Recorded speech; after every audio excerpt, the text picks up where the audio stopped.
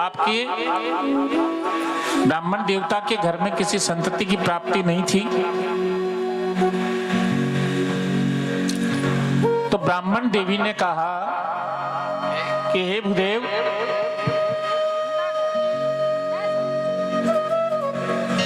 ये तो काशी की नगरी है और काशी के अंदर तो एक से एक विद्वान ब्राह्मण साधु संत आते रहते हैं। किसी साधु संत ब्राह्मण के सानिध्य में जाएं और पुत्र प्राप्ति का आशीर्वाद लेकर आए। तो कई बरस बीत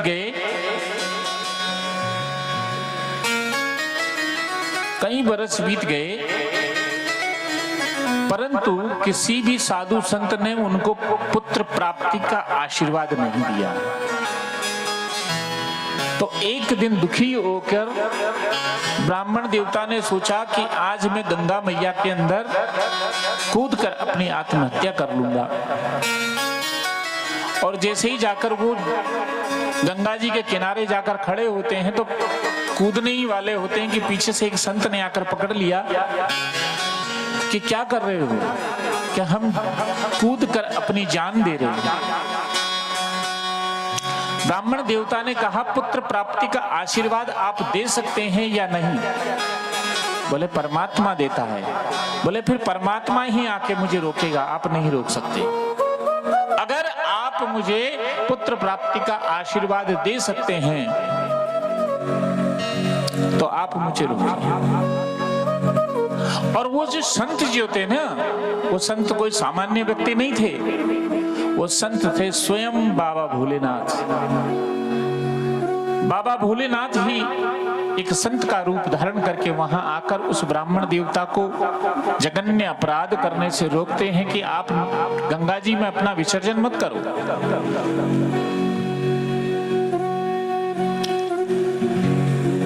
बोले ठीक है, आप कहते हैं तो पुत्र प्राप्ति का आशीर्वाद मैं आपको दे देता हूं, इसमें कौन सी बड़ी बात है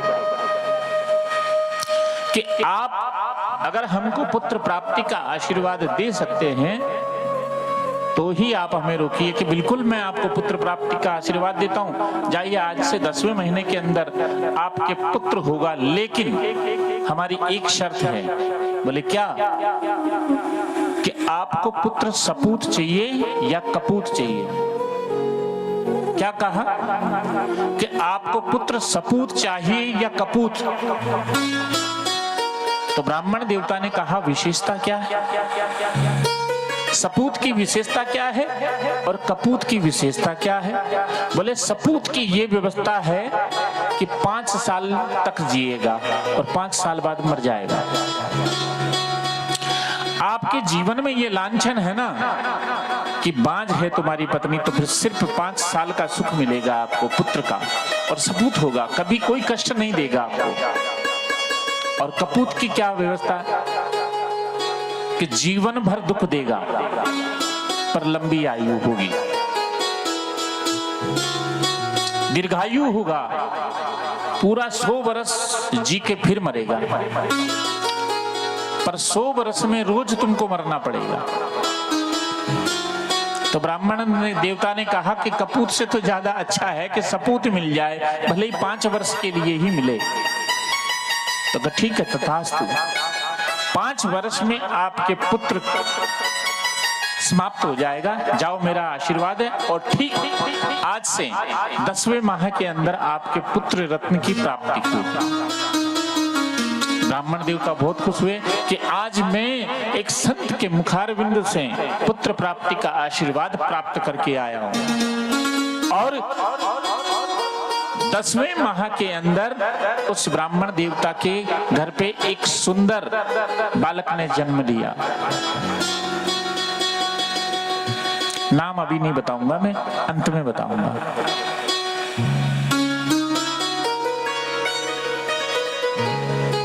सुंदर बालक ने जन्म लिया और जन्म लेते ही ब्राह्मण परिवार में जन्म हुआ था, इस वजह से 1 साल बाद में कहते हैं ना, छोटे बच्चे जब भक्ति करने लग जाएं तो समझो कि पूर्व जन्म का कुछ आशीर्वाद है। तो संत ने आशीर्वाद दिया था कि तुम्हारे घर में एक सुंदर पुत्र जन्म लेगा जो आपको संसार के सारे सुख प्रदान करेगा। और वो छोटा सा 1 वर्ष का बालक ही भगवान शिव की पूजा करने लगा। क्यों? कि शिव ने उनको दिया था, इस वजह से शिव की ही पूजा वो करने लगा। यही आप लोग भी घर में देख सकते हैं कि आपके बच्चे छोटे हैं, वो किसकी पूजा कर रहे हैं, तो समझ लेना कि उसी देवता का आशीर्वाद आपको प्राप्त हुआ है, जिस वजह से वो अपने पूर्व जन्म का कुछ याद है और वो उसकी भक्ति करना प्रारंभ कर देता है।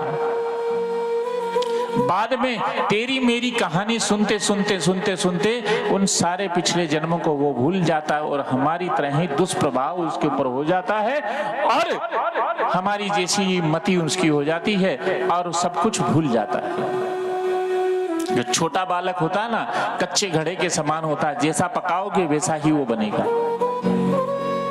तो छोटा बच्चा जब किसी की पूजा अर्चना करने लग जाए, मान लो कृष्ण भगवान की छोटा बच्चा पूजा करता है, तो समझ लेना कृष्ण भगवान के प्रभाव से, उनके आशीर्वाद से ही उस पुत्र की प्राप्ति हुई। उसको कहो कि बेटा और अच्छे से पूजा करो, उसको सिखाओ उस चीज का। ये माता पिता का धर्म होता है कि माता शत्रु पिता बेरी एन बाल को पठती। क्या कहा गया है श्रीमद् भागवत में कि माता शत्रु पिता बेरी एन बालकों को पठती, मतलब जो बच्चों को अच्छी शिक्षा नहीं देते वो माता शत्रु के समान है और पिता जो है वो बेरी के समान है, दुश्मन के समान। जो बच्चों को शिक्षा अच्छी नहीं देते वो माता पिता शत्रु के समान है। आज उस ब्राह्मण देवता ने अपने पुत्र को अच्छी शिक्षा दी और रोज एक छोटा सा लोटा लाया कि बेटा जल अच्छे से चढ़ाया करो। ओम नमः शिवाय, ओम नमः शिवाय, ओम नमः शिवाय, ऐसा करके पिताजी ने मंत्र दे दिया। बच्चा मंत्र उच्चारण करते हुए भोलेनाथ पे जल चढ़ा रहा है। ऐसा करते करते 4 वर्ष बीत गए।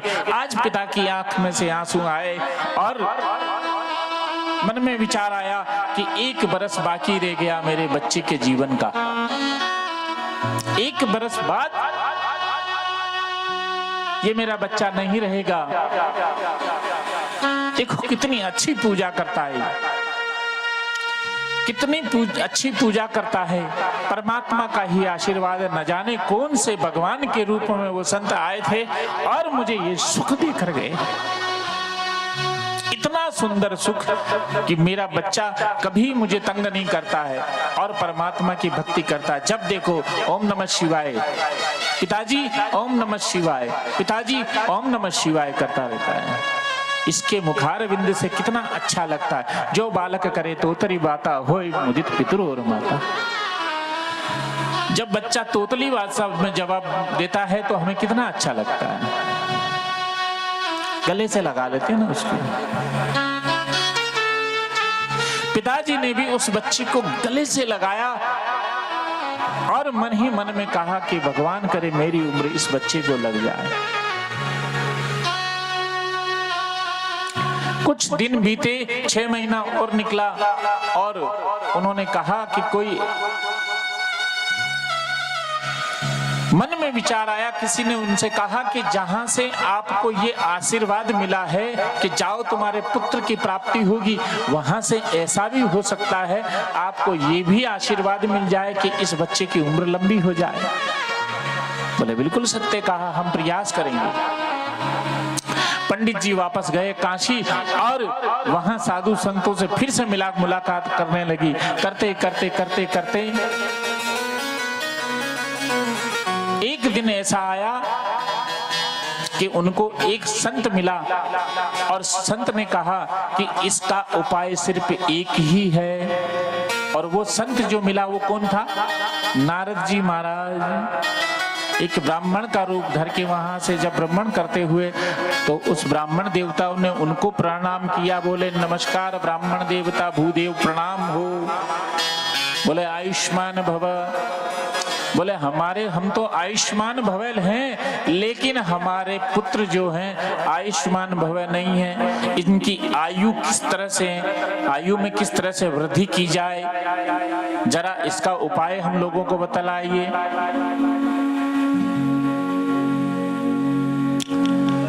तो कहते हैं कि उन संत भगवान ने उनको कहा कि यहाँ पे जितने भी साधु संत आते हैं, काशी नगर में जितने भी गंगा जी के घाट के ऊपर जितने भी प्रातः काल ब्रह्म मुहूर्त में जितने भी संत आए, उन संतों के चरण छुओ, उनको दंडवत प्रणाम करो, कोई न कोई तो आशीर्वाद दे देगा। नारद जी है ना, बड़े चतुर थे। नारद जी महाराज बड़े चतुर हैं। नारद जी ने क्या कहा ब्राह्मण देवता को कि ब्रह्म मुहूर्त के अंदर यहाँ जितने भी संत आते हैं इस घाट के ऊपर सबको प्रणाम करो, सबको दंडवत करो, जरूर आपका कुछ न कुछ हो जाएगा। तो वो भूदेव क्या करने लगे, उस बालक को पकड़कर महाराष्ट्र से मेरी बहन कथा सुनने के लिए आई, क्या तो वहां आई थी कि आज यहाँ आई है। बहुत बढ़िया।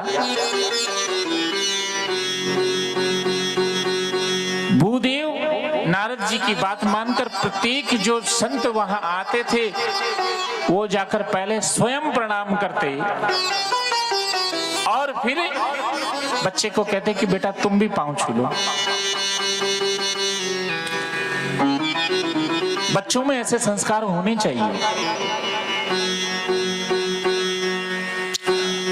नारद जी महाराज बता के गए थे कि पहले आपको पांव छूना है और बाद में बच्चे को पांव छूना है, बस ये निरंतरता बनाए रखना। बोले ठीक है, किसी के मुंह से तो कुछ निकलेगा। बोले ठीक है। अब जो भी संत आवे उसको प्रणाम करे। कोई संत कहे खुश रहो, कोई संत कहे आनंद करो, कोई संत कहे कल्याण मस्तु। उसमें से एक दिन 4 संत आए। 4 संत कौन थे? सनंत कुमार। चारों सनंत कुमार वहां जब आए और ब्राह्मण का रूप धारण करके जैसे ही वो आए, भूदेव ने वहां उनके चरणों में दंडवत प्रणाम किया। तो अचानक से सनंत कुमारों के मुंह से निकल गया कि आयुष्मान भव। फिर बालक ने भी जब दंडवत प्रणाम किया तो मुंह से निकल गया कि आयुष्मान भव। अब जैसे ही कहा आयुष्मान भव और पंडित जी के मुंह से निकल गया कि ईश्वर करे आपकी बात सत्य हो। बोले कैसे? कि इस बालक की आयु में मात्र दिन शेष बचे हैं 5। 5 दिन बाद ये बालक समाप्त हो जाएगा। बोले किसने कहा? कि इसी घाट से मेरे पहले किसी संतति की प्राप्ति नहीं थी मुझे, परंतु इसी घाट से मुझे आशीर्वाद मिला था कि एक तुम्हारे घर में सुंदर बालक जन्म लेगा जो आपको संपूर्ण सुख प्रदान करेगा। इस बालक ने मेरे घर में जन्म लिया और मुझे समस्त सुख प्रदान किए। मगर उन संत ने मुझे ये भी कहा था कि जैसे ही 5 साल पूरे होंगे और ये बालक खत्म हो जाएगा। और 5 साल पूर्ण होने में मात्र 5 दिन बचे हैं। अब आप भूदेव हैं, आप जो हैं, मुझे ऐसा लगता है न जाने क्यों कि आप परम संत हैं। ईश्वर करे आपकी बात सत्य हो और आपने जो आशीर्वाद दिया है इस आशीर्वाद को परमात्मा सत्य करे। हम जब किसी को आशीर्वाद देते हैं ना, जब हमारा कोई पांव छूता है तो उसको आशीर्वाद देना चाहिए और आशीर्वाद ऐसा देना चाहिए कि हम जिसको हृदय से दें कि खुश रहो। तो खुश रहो कहने से नहीं होगा, खुश रहो कहने से पहले स्वयं को खुश होना पड़ेगा। तो आज सनंत कुमारों ने भी कहा कि दीर्घायु भव। तो उन्होंने कहा कि ठीक है, दीर्घायु भव का आशीर्वाद दिया। तो ठीक है पंडित जी, इस बच्चे को हमने कहा है कि दीर्घायु भव, तो ये बच्चा दीर्घायु ही होगा। क्या कहा कि हमने आशीर्वाद दिया है तो हमारे आशीर्वाद की पालना का हम दायित्व हमारा है। अब आपकी तरफ से तो समझ लो कि 5 दिन के बाद ये बालक मर जाएगा।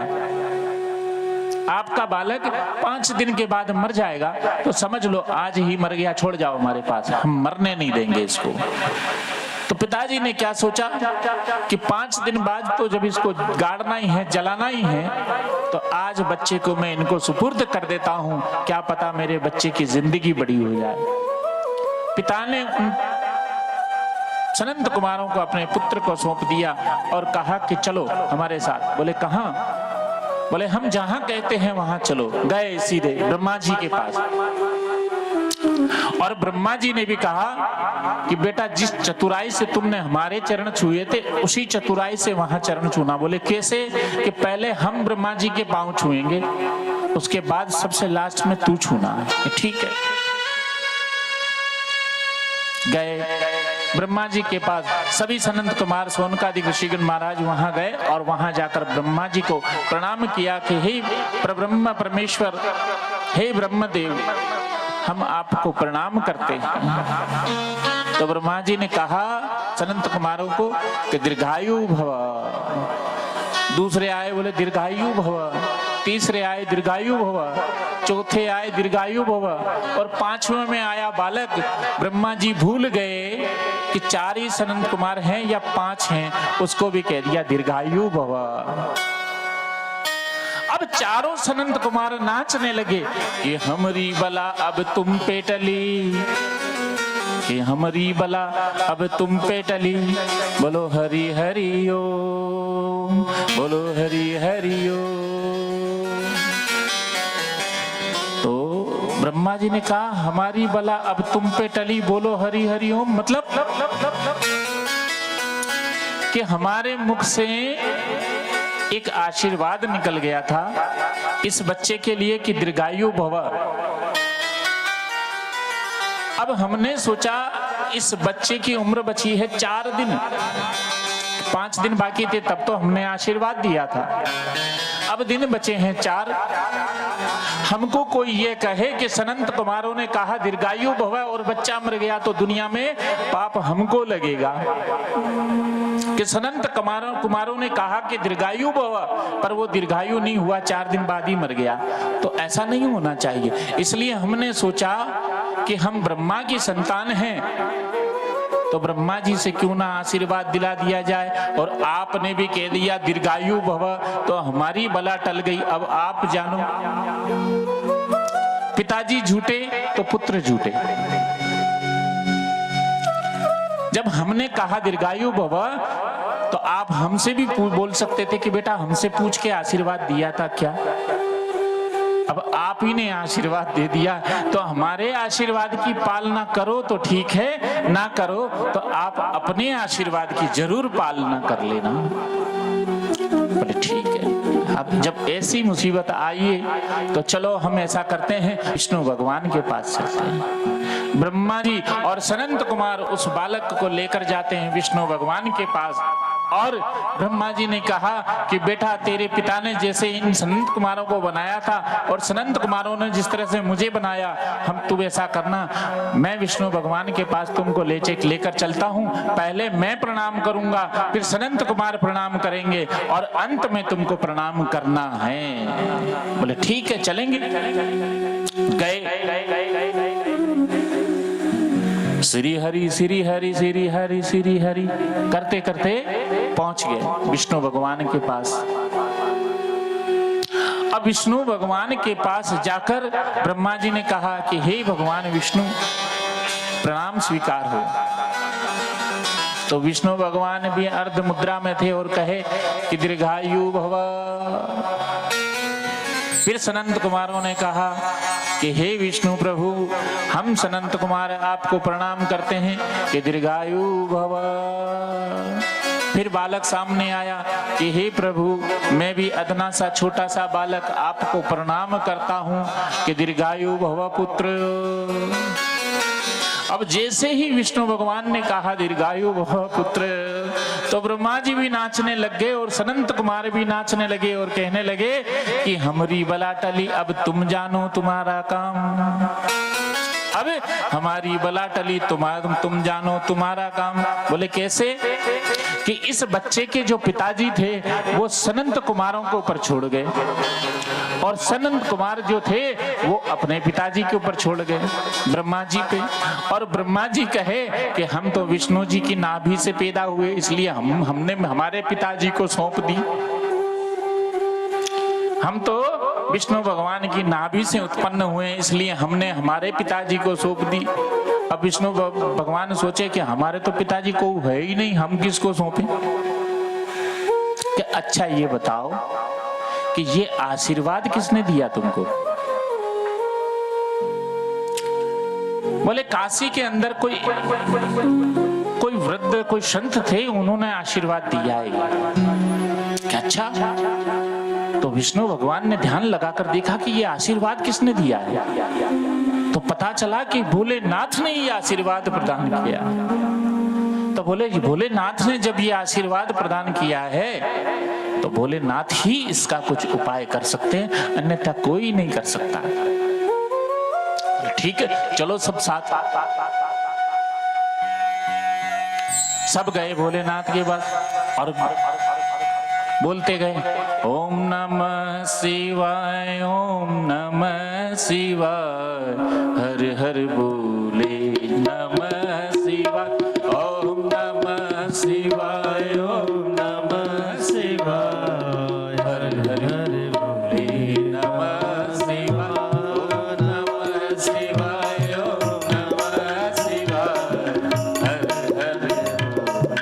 नमः शिवाय, नमः शिवाय, ओम नमः शिवाय, हर हर बोले नमः शिवाय, ओम नमः शिवाय, ओम नमः शिवाय, हर हर बोले नमः शिवाय, नमः शिवाय, ओम नमः शिवाय, हर हर बोले नमः शिवाय, ओम नमः शिवाय, ओम नमः शिवाय, हर हर बोले नमः शिवाय, ओम नमः शिवाय, ओम नमः शिवाय, हर हर भोले नमः शिवाय, नमः शिवाय, ओम नमः शिवाय, हर हर बोले नमः शिवाय, ओम नंदीश्वराय, ओम नंदीश्वराय, हर हर भोले नमः शिवाय, नमः शिवाय, ओम नमः शिवाय, हर हर बोले नमः शिवाय, ओम जटाधराय शिव जटाधराय, हर हर भोले नमः शिवाय, जटाधराय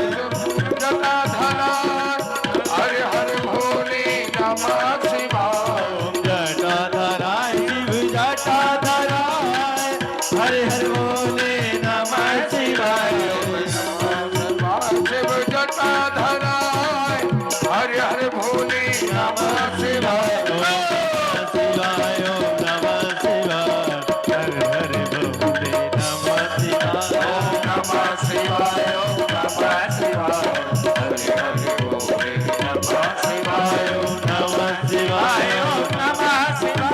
हर हर भोले नमः शिवाय, ओम नमः शिवाय, ओम नमः शिवाय, हर हर भोले नमः शिवाय, नमः शिवाय, ओम नमः शिवाय, हर हर भोले नमः शिवाय, नमः शिवाय, ओम नमः शिवाय, हर हर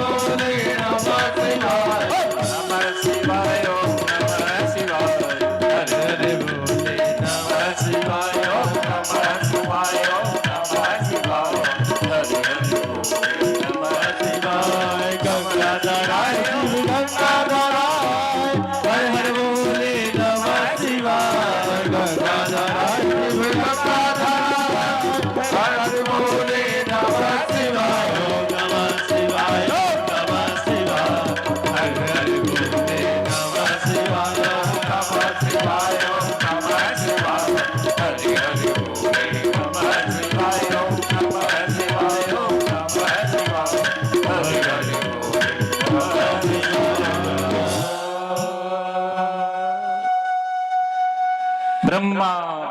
विष्णु, सनंत कुमार और वो बालक चारों के चारों भोलेनाथ के शरण में चले जाते हैं और वहां जाकर ओम नमः शिवाय की जो ही ध्वनि गूंजती है तो भोलेनाथ का ध्यान टूटता, बोले आओ आओ कैसे। और जब विष्णु भगवान को जब शिवजी जब देखते हैं ना तो वो सब कुछ भूल जाते हैं, क्योंकि एक दूसरे के आराध्य देव हैं। शिवजी को देखकर विष्णु भगवान एकदम प्रसन्न मुद्रा में हो जाते हैं और विष्णु भगवान को देखकर शिवजी प्रसन्न मुद्रा में हो जाते हैं। जैसे ही उन्होंने कहा कि हे भोलेनाथ हम आपको प्रणाम कर ले, बोले दीर्घायु बाबा। ब्रह्मा जी ने कहा कि हमें ब्रह्मा आपको प्रणाम करता हूं, बोले कि दीर्घायु भव। सनंत कुमारों ने कहा कि हम सनंत कुमार आपको प्रणाम करते हैं भोलेनाथ, बोले कि दीर्घायु भव। कि मैं अदना सा छोटा सा बालक आपको प्रणाम करता हूं कि दीर्घायु भव पुत्र, बोले आपका आशीर्वाद आप ही जानो। अब हमारी वाला टली भगवान सही ठिकाने पे पहुंचा दिया हमने। बोले मतलब कि ये आशीर्वाद आपने ही दिया था इनको। बोले क्या? कि 5 दिन में समाप्त हो जाएगा। बोले ये बालक तुम्हारे पास कैसे लाए? कि इसके पिताजी हमारे पास छोड़ गए, हम हमारे पिताजी के पास ले आए, हमारे पिताजी उनके पास ले आए, अब पूरी दुनिया के पिताजी तुम हो और हम तुम्हारे पास ले आए। अब तुम जानो, तुम्हारा काम जानो। बोले ठीक है, हमने आशीर्वाद दिया ना? बोले हाँ। बोले जाओ पालना होगी। क्या कहा भोलेनाथ ने? कि हमने आशीर्वाद दिया है तो जाओ हमारे आशीर्वाद की पालना होगी। एक छोटा सा शिवलिंग हाथ में दे दिया कि जाओ पुत्र इसकी पूजा करो। दिन बचे कितने? 2 दिन बचे। अब बालक उस शिवलिंग को लेकर गया और उस शिवलिंग को स्थापित करके मंत्र दे दिया, ओम त्र्यंबकम यजामहे सुगंधिम पुष्टिवर्धना उर्वारुकमिव वंदनाय मृत्युर्मुक्षीमामृता। कि जाओ बेटा इस मंत्र का जाप करना। समझे? आप मरोगे नहीं। ठीक है, हम नहीं मरेंगे। बच्चा गया और शिवलिंग की स्थापना की और मंत्र जाप करने लगा। 2 मिनट के लिए हम सभी लोग मंत्र जाप करेंगे। परमात्मा हमारे अंदर भी किसी प्रकार की अशुद्धि हो तो उसको भी दूर करें। ओम त्र्यंबकम यजामहे सुगंधिम पुष्टिवर्धना उर्वारुकमिव वंदना मृत्युर्मुक्षीमामृता। ओम त्र्यंबकम यजामहे सुगंधिम पुष्टिवर्धना उर्वारुकमिव वंदना मृत्युर्मुक्षीमामृता।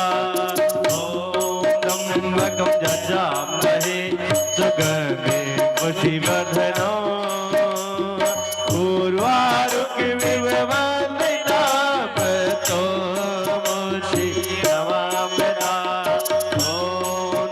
त्र्यंबकम यजामहे सुगंधिम पुष्टिवर्धना उर्वारुकमिव वंदना मृत्युर्मुक्षीमामृता।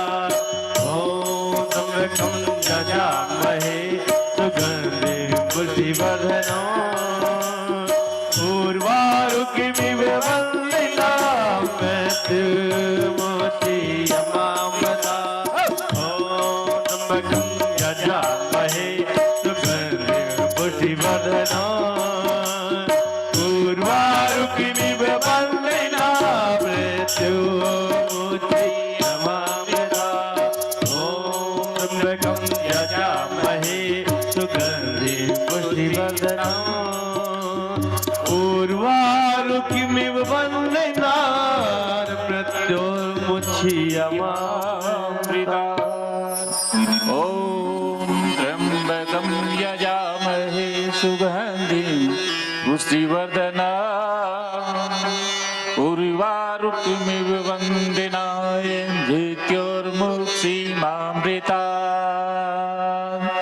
इस मंत्र का जाप करते करते करते 5 बरस बीत गए। जैसे ही 5वां बरस बीता और यमराज जी महाराज भैंसे के ऊपर बैठकर आ गए लेने के लिए। और यमराज जी को देखकर बालक इतना डर गया कि शिवलिंग को ऐसे पकड़कर ओम त्र्यंबकम यजामहे सुगंधिं पुष्टिवर्धना उर्वारुकमिव वंदनाय मृत्युर्मुक्षीमामृता। यूं करने लगा। तो जैसे शिव जी को पकड़ा और उधर से यमराज ने अपना 5 दंड निकाला कि मैं इसके प्राण हरूं, और जैसे ही अपना 5 दंड मारने लगे और इधर से भोलेनाथ शिवलिंग में से प्रकट होकर त्रिशूल यमराज की छाती में बोले, ओए हमारा आदमी है, कैसे मार रहे हो तुम? किसका आदमी है ये? हमारा आदमी है, हमारी शरण में, तुम कौन होते हो इसको ले जाने? बोले हम यमराज। बोले तुम यमराज हो, हम महाकाल है। हम कौन है? महाकाल है, और हमारी परमिशन के बगैर नहीं ले जा सकते आप। बोले तो महाराज क्या करें? 5 साल आप ही ने उम्र बताई थी इनकी। बोले 5 साल किसने बताई थी? बोले आपने। तो 5 साल हमने बताई थी, तो 5 साल किसके पूरे होंगे? बोले आप इस बालक के। बोले 5 साल दिए किसने? बोले आपने। बोले कौन से वाले 5 साल? समझ रहा है तू? ये दुनिया वाले 5 साल थोड़ी दिए मैंने। तो बोले कौन से वाले दिए? कि मेरे वाले 5 साल दिए मैंने। बोले मेरे वाले मतलब कि जब 1000 ब्रह्मा बदल जाते हैं ना, तब जाके एक शिव जी का दिन पूरा होता है। 1000 ब्रह्मा बदल जावे, जब जाके शिव जी का एक दिन पूरा होता है। और न जाने कितने इंद्र बदल जावे, तब जाके शिव जी का एक दिन पूरा होता है। और लाखों यमराज बदल जावे, जब शिव जी का एक दिन पूरा होता है। तो तू कौन सा एक दिन ये समझ रहा था? तू इतना दिन ये बता। आ गया संसार के 5 साल पूरे होते ही, या हमारे वाले 5 साल दिए हमने इनको? तो बोले महाराज फिर आपके हिसाब से जब लाखों यमराज बदल जाते हैं, जब जाके आपका एक दिन पूरा होता है, तो माफ करना भोलेनाथ, उस टाइम तक हमारी ड्यूटी नहीं है। तो 5 साल में तो फिर पता नहीं कितने लाखों अरबों, पता नहीं कितने साल गुजर जाएंगे, तब तक तो यही यमराज नहीं रहेगा। बोले हाँ, तो आप ले जा नहीं सकते हो। और वही बालक आगे जाके किसके नाम से प्रसिद्ध हुआ? मार्कंडेय ऋषि के नाम से। बोले मार्कंडेय ऋषि भगवान की जय हो। तो मेरे परमात्मा इतने दयालु, मेरे